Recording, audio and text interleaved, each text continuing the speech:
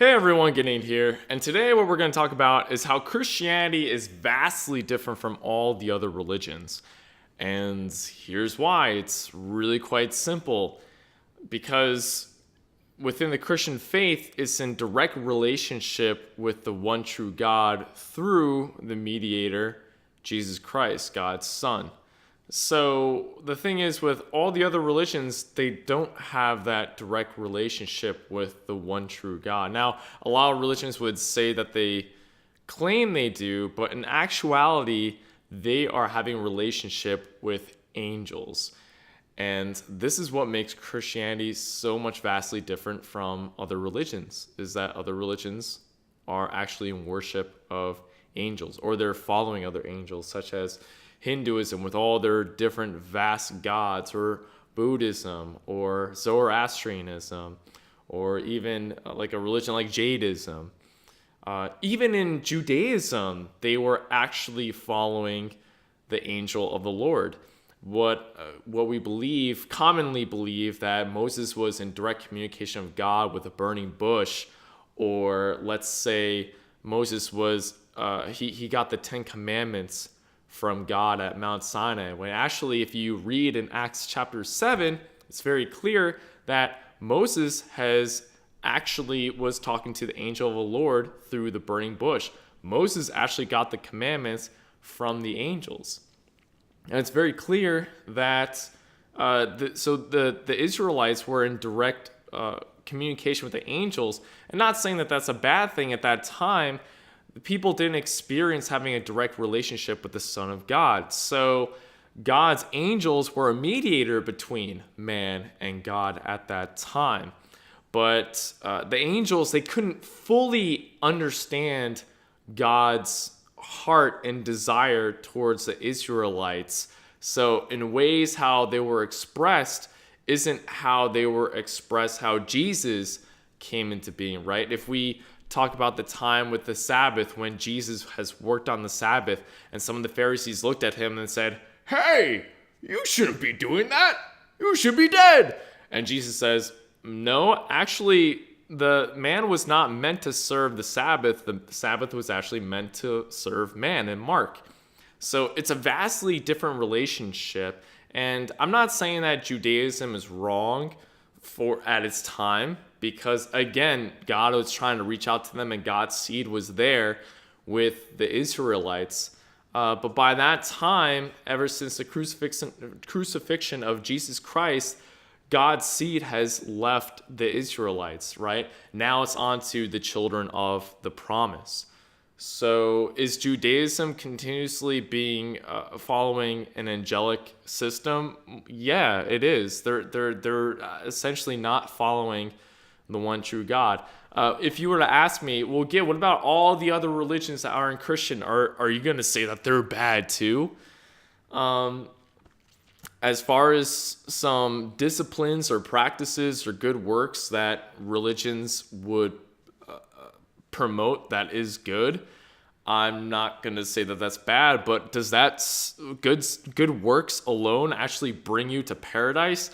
No, that's not what actually brings you to paradise. It can't be that alone. It has to be with faith with the one true God. If it's faith with the one true God, and all those practices that you do is in worship of God, or is in thanks and gratitude to God, it's an offering to God, then that's awesome. Would I say that all the practices and disciplines and works that other religions do is good, such as, I don't know, sacrificing children, or doing some weird Hindu yoga poses? No, I'm not going to say that stuff is good. I'm just saying that just the good, reasonable stuff, really, that you could offer to God, but not in some weird practice that actually goes against the commandments that God has bestowed upon us to be really normal people. So, but here's the thing. So there are some religions that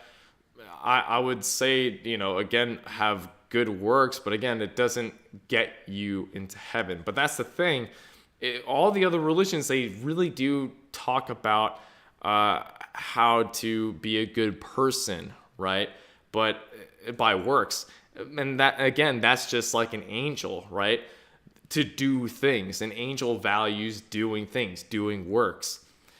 There are also other religions, now I'm going to say really bad religions, that have so much veneration of your intelligence, of knowledge and enlightenment. If you're so enlightened, yes, you have to do these ohms or these yoga poses or these meditation practices, right? So that basically, and also with these very weird religions, they teach you how to become a god, right?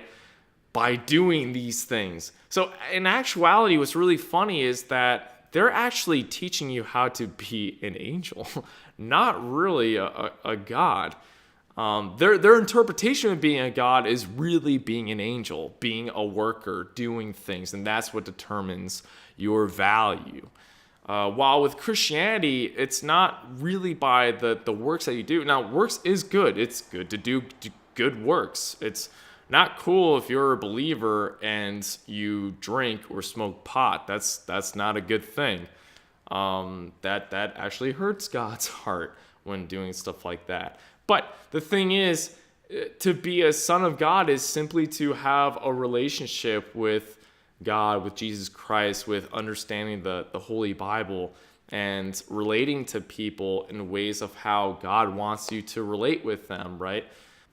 But what's really interesting is that God wants to raise us in his status of relationship as co-heirs with Christ, where God is also letting us inherit all of the creation, that we can be the masters of creation with him, but not masters over people, not owning slaves. And that's what some really bad religions do, is that you can become the master if you rise up through the ranks and you become more enlightened and, go through some type of meditation or some perspectives of life where it enlightens you, and then you can become the master and you can have some little pupils beside you. But those two, really, they're your slaves that you're raising up to then have slaves.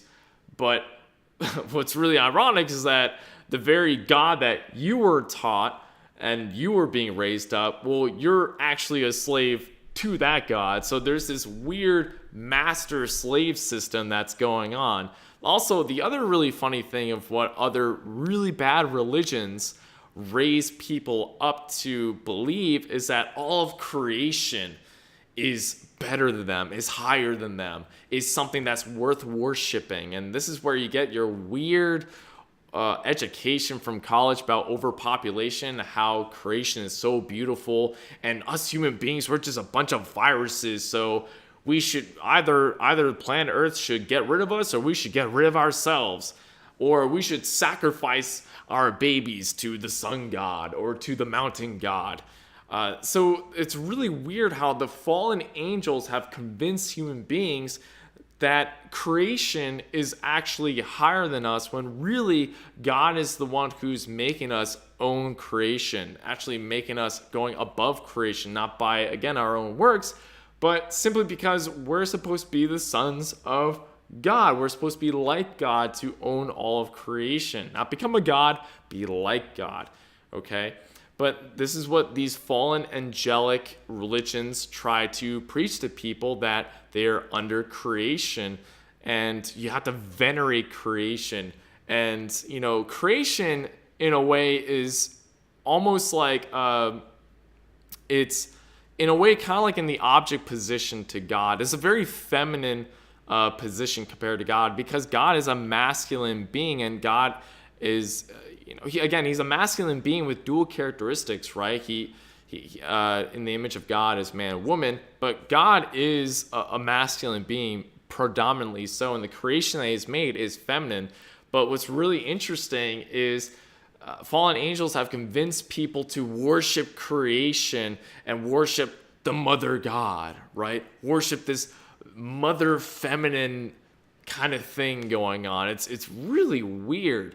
Uh, if you study up on Egypt with like Isis and Horus and Osiris, right? It's when you get really down to it, Isis is almost like, this fallen angel that perceives to be like creation, and Horus is almost like an antichrist, and Osiris is like the fallen archangelic's male spirit, you could say, behind the veneration of the mother god of creation. Anyway, sorry if that seemed a little bit off track, but let me go on. So amongst Christian brothers, I haven't really gotten such an appreciation of how revolutionary this is, what Christianity brought to the table, that, hey, in 1 Corinthians 6:3, don't you know that you're supposed to rule over the angels?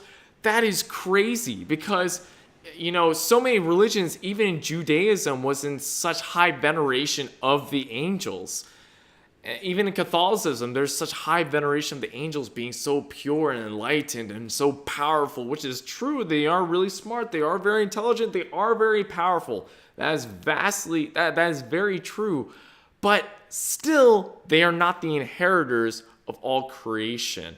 And that's the thing with these fallen angels. They hate the idea of these potential children of God to be owners of them. So they don't want that. They would want these people to think that, to value other things, to value works. You can become a god here, there, but no, don't be a god here. No, that's a bad thing. If you were to study up on different religions such as Hinduism, Buddhism, and Zoroastrianism, or even the philosophies back in Greece in Socrates' time, before Jesus' time,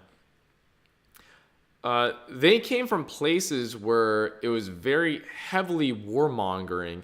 And it was interesting that these religions and philosophies were being developed that actually caused these civilizations to, you could say, become less violent, which is really good.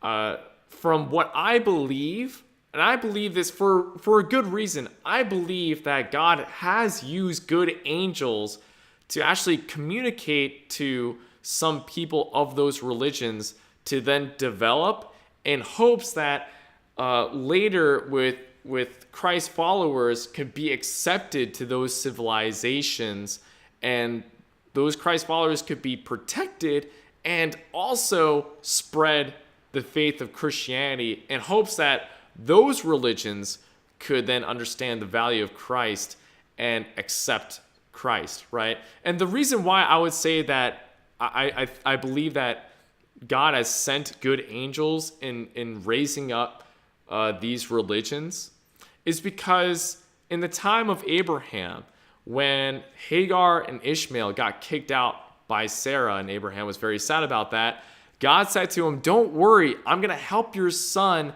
and his descendants will be raised up a great nation." But that is in hopes that that great nation will join the nation that the one true God is in.